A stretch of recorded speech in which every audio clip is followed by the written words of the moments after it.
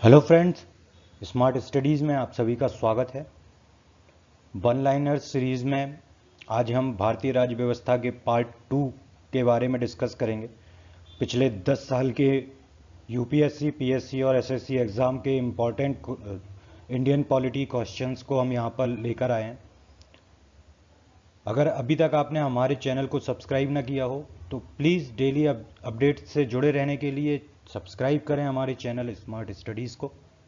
तो देखते हैं हम आज इंडियन पॉलिटी पार्ट 2 के वन लाइनर्स को। हिमाचल प्रदेश को राज्य का दर्जा कब प्रदान किया गया?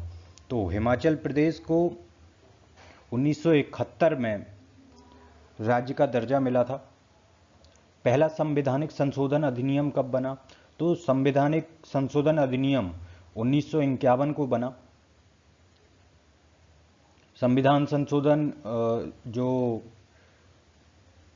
अनुच्छेद है हमारा 368 में इसका जिक्र किया गया है। राष्ट्रपति पद के निर्वाचन हेतु उम्मीदवार की अधिकतम आयु कितनी होनी चाहिए? तो इसकी कोई सीमा, अधिकतम आयु की कोई सीमा नहीं है राष्ट्रपति पद के लिए, जबकि न्यूनतम आयु इसकी जो है वो है 35 वर्ष। तो राष्ट्रपति के लिए मिनिमम आयु जो है 35 वर्ष होनी चाहिए और अधिकतम आयु की कोई सीमा नहीं है। और संविधान में राष्ट्रपति के लिए अनुच्छेद 58 में इसका जिक्र किया गया है। भारत का संविधान कब अंगीकार किया गया? तो पूर्ण रूप से जब इसने मूर्त रूप लिया वो 26 नवंबर 1949 को भारतीय संविधान पूर्णतया बन चुका था और इसको 2 साल 11 महीने 18 दिन लगे थे पूर्ण रूप से बनने में। किस वर्ष गांधी जयंती के दिन केंद्रीय प्रशासनिक अधिकरण की स्थापना की गई? तो केंद्रीय प्रशासनिक अधिकरण 1985 में इसकी स्थापना की गई 2 अक्टूबर के दिन। विधान परिषद को समाप्त करने वाला आखिरी राज्य कौन है? तो विधान परिषद को समाप्त करने वाला आखिरी राज्य तमिलनाडु है। अभी भी विधान परिषद उत्तर प्रदेश, जम्मू कश्मीर में चलती हैं।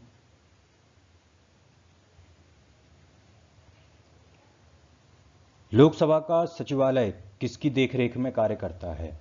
तो संसदीय मामले के मंत्री जो होते हैं उनके देखरेख में लोकसभा का सचिवालय काम करता है। और अभी वर्तमान में हमारे संसदीय मामले के मंत्री हैं वेंकैया नायडू। भारतीय संविधान किस दिन से पूर्णतः लागू किया गया? तो 26 जनवरी 1950 को भारतीय संविधान पूर्ण रूप से लागू किया गया। इसलिए हम इसे गणतंत्र दिवस के रूप में भी मनाते हैं और संविधान दिवस के रूप में हम 26 नवंबर 1949 को मनाते हैं। पहली बार राष्ट्रीय आपातकाल की घोषणा 26 अक्टूबर 1962 को की गई थी। डोगरी भाषा किस राज्य में बोली जाती है? तो जम्मू कश्मीर राज्य में डोगरी भाषा बोली जाती है। भारत के नागरिकों को कितने प्रकार की नागरिकता प्राप्त है? तो भारत के नागरिकों को सिर्फ एक ही प्रकार की नागरिकता, भारतीयता, इंडियन सिटीजनशिप प्राप्त है। भारतीय स्वाधीनता अधिनियम को किस दिन ब्रिटिश सम्राट की स्वीकृति मिली? तो स्वाधीनता अधिनियम को ब्रिटिश सम्राट की स्वीकृति 21 जुलाई 1947 को मिली। भारतीय संविधान कितने भागों में विभाजित है? तो भारतीय संविधान कुल 22 भागों में विभाजित है। 42वें संवैधानिक संशोधन अधिनियम द्वारा प्रस्तावना में किन शब्दों को नहीं जोड़ा गया? तो संवैधानिक संशोधन अधिनियम द्वारा प्रस्तावना में गुट निरपेक्षता को नहीं जोड़ा गया।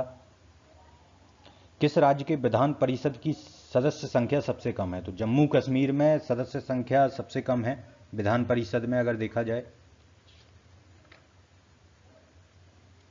जबकि अगर आपको मालूम हो तो विधान परिषद में 40 से कम सदस्य नहीं होना चाहिए, लेकिन जम्मू कश्मीर में 36 विधान परिषद के सदस्य हैं। और विधान परिषद के लिए न्यूनतम आयु जो है वो 30 वर्ष होती है, ये भी याद रखिएगा। भारत में किस प्रकार की शासन व्यवस्था अपनाई गई है? तो ब्रिटिश संसदात्मक प्रणाली जो है वो भारत में अपनाई गई है। भारत की संसदीय प्रणाली पर किस देश की संविधान का स्पष्ट प्रभाव है? तो ब्रिटेन की संविधान का स्पष्ट प्रभाव है, लेकिन संसदीय प्रणाली पर। ब्रिटेन के संविधान से इसको लिया गया था।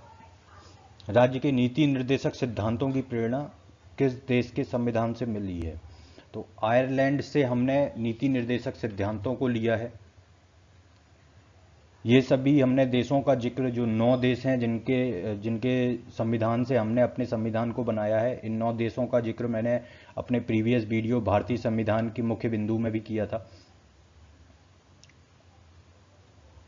भारतीय संविधान की संशोधन प्रक्रिया किस देश के संविधान से प्रभावित होती है? तो संविधान का संशोधन जो होता है वो दक्षिण अफ्रीका से लिया गया था। भारतीय संघ में सम्मिलित किया गया 28वां राज्य कौन सा है? तो भारतीय संघ में सम्मिलित किया गया 28वां राज्य झारखंड, 29वां राज्य तेलंगाना है। केंद्र और राज्य के बीच धन के बंटवारे के संबंध में कौन राय देता है? तो वित्त आयोग जो है वो केंद्र और राज्य के बीच में जितना भी धन बंटवारा होता है उसके संबंध में राय देता है। किस तरह से भारतीय नागरिकता प्राप्त की जा सकती है? तो जन्म, वंशानुगत पंजीकरण, इन सभी चीज़ों से आप भारतीय नागरिक कहलाने योग्य होते हैं। अगर आपका जन्म भारत में हुआ हो, या आपका वंश भारत का हो, या आपका पंजीकरण यहाँ पर हुआ हो। तो भारतीय संविधान ने किस प्रकार के लोकतंत्र को अपनाया है? तो लोकतांत्रिक गणतंत्र जो है वो भारत का संविधान है और सबसे बड़ा लोकतांत्रिक देश भारत है। मंत्रिपरिषद का अध्यक्ष कौन होता है? तो मंत्रिपरिषद का अध्यक्ष प्रधानमंत्री कहलाता है। जब भारत स्वतंत्र हुआ उस समय कांग्रेस का अध्यक्ष कौन था? तो जेबी कृपलानी भारत के स्वतंत्रता के समय कांग्रेस के अध्यक्ष थे। मूल संविधान में राज्यों की संख्या कितनी थी? तो मूल संविधान में राज्यों की संख्या 27 थी, अब जाकर 29 हो गई है। किस वर्ष सिक्किम को राज्य का दर्जा मिला? तो 1975 में 1975 में सिक्किम को पूर्ण राज्य का दर्जा मिल गया था और वो नया राज्य बना था। और यहाँ पर मूल संविधान में राज्यों की संख्या 29। विधान परिषद का सदस्य होने के लिए कम से कम आयु कितनी वर्ष होनी चाहिए? तो ये भी मैंने आपको पूर्व में बताया था, 30 वर्ष मिनिमम आयु आपकी होनी चाहिए, तब आप विधान परिषद के सदस्य बन सकते हैं। राज्यपाल सोने के पिंजरे में निवास करने वाली चिड़िया के समतुल्य है, यह किसका कथन था? तो सरोजिनी नायडू द्वारा ये कथन बोला गया था कि राज्यपाल सोने के पिंजरे में निवास करने वाली चिड़िया है। पिंजरा इसलिए बोला क्योंकि इनके आधिकारिक क्षेत्र बहुत कम होते हैं। देश के किस राज्य में सर्वप्रथम गैर कांग्रेसी सरकार गठित हुई? तो 1957 में केरल में सर्वप्रथम गैर कांग्रेसी सरकार का गठन हुआ था। किस राज्य की विधान परिषद की सदस्य संख्या सबसे अधिक है? तो उत्तर प्रदेश चूंकि सबसे बड़ा राज्य है इसलिए यहाँ पर विधान परिषद के सदस्यों की संख्या भी सर्वाधिक है। 31 विधान परिषद यहाँ पर हैं।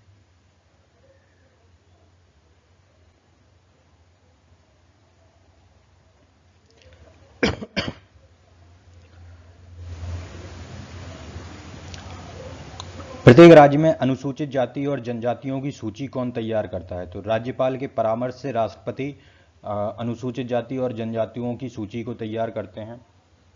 भारतीय संविधान में 3 सूचियों की व्यवस्था कहां से लाई गई? तो 3 सूचियों की व्यवस्था भारत शासन अधिनियम 1935 के द्वारा लाई गई थी।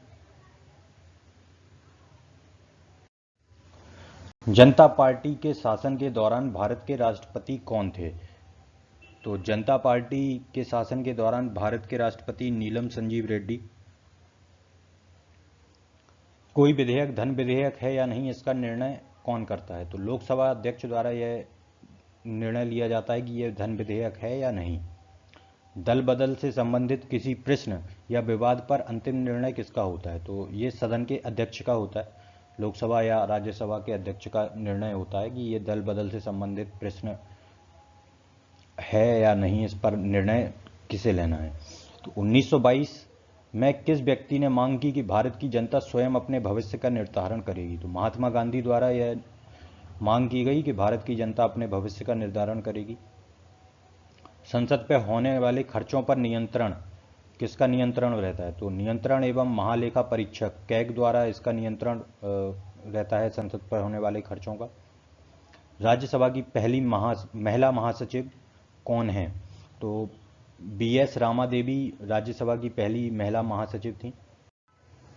संसद का कोई सदस्य अपने अध्यक्ष की पूर्वानुमति लिए बिना कितने दिनों तक सदन में अनुपस्थित रहे तो उसका स्थान रिक्त घोषित कर दिया जाता है? अगर 60 दिन आप लगातार संसद में अनुपस्थित रहते हैं तो आपका स्थान रिक्त घोषित कर दिया जाता है। पांडिचेरी को किस वर्ष भारतीय संघ में सम्मिलित किया गया? तो 1962 में पांडिचेरी को भारतीय संघ में सम्मिलित किया गया और एक यूनियन टेरिटरी बनाया गया।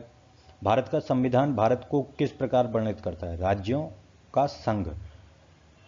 भारत का संविधान भारत को इस प्रकार से आप कह सकते हैं कि राज्यों का संघ भारत है।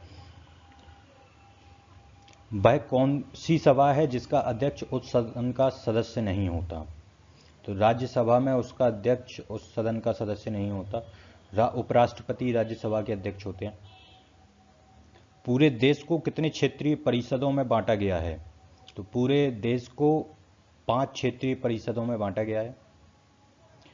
क्या पंचायत को कर लगाने का अधिकार है? तो हाँ, पंचायतें कर लगा सकती हैं। जवाहरलाल नेहरू के निधन के पश्चात किसने प्रधानमंत्री पद का ग्रहण किया? तो गुलजारी लाल नंदा ने जवाहरलाल नेहरू के निधन के पश्चात पदभार संभाला था। राजस्थान में पंचायती राज व्यवस्था की शुरुआत किस जिले से हुई? तो पंचायती राज व्यवस्था की शुरुआत नागौर जिले से की गई थी। राजस्थान के नागौर जिले से की गई थी। ऊपर वाले प्रश्न में आप ये भी एक क्वेश्चन बन सकता है कि हमारे दूसरे प्रधानमंत्री कौन थे? तो गुलजारी लाल नंदा हमारे दूसरे प्रधानमंत्री थे। किसकी सिफारिश पर संविधान सभा का गठन किया जाता है? तो कैबिनेट मिशन योजना के सिफारिश पर संविधान सभा का गठन किया जाता है। संविधान सभा में विभिन्न प्रांतों के लिए 296 सदस्यों का निर्वाचन होना था। इसमें कांग्रेस के कितने प्रतिनिधि निर्वाचित होकर आए? तो 208 प्रतिनिधि संविधान सभा में विभिन्न प्रांतों से निर्वाचित होकर आए कांग्रेस के। मुस्लिम लीग ने संविधान सभा का बहिष्कार किस कारण से किया? तो मुस्लिम लीग ने मुसलमानों के लिए एक अलग संविधान सभा चाहता था जिसमें मुसलमानों के हितों के बारे में बस लिखा जाए, तो इस कारण से उन्होंने संविधान सभा का बहिष्कार किया। तो ये तो थे हमारे इंडियन पॉलिटी के कुछ और questions. Thank you for watching friends. अगर आपको हमारा ये वीडियो पसंद आया हो तो प्लीज़ सब्सक्राइब करें हमारे चैनल को और जुड़े रहें स्मार्ट स्टडीज़ से। Thank you once again.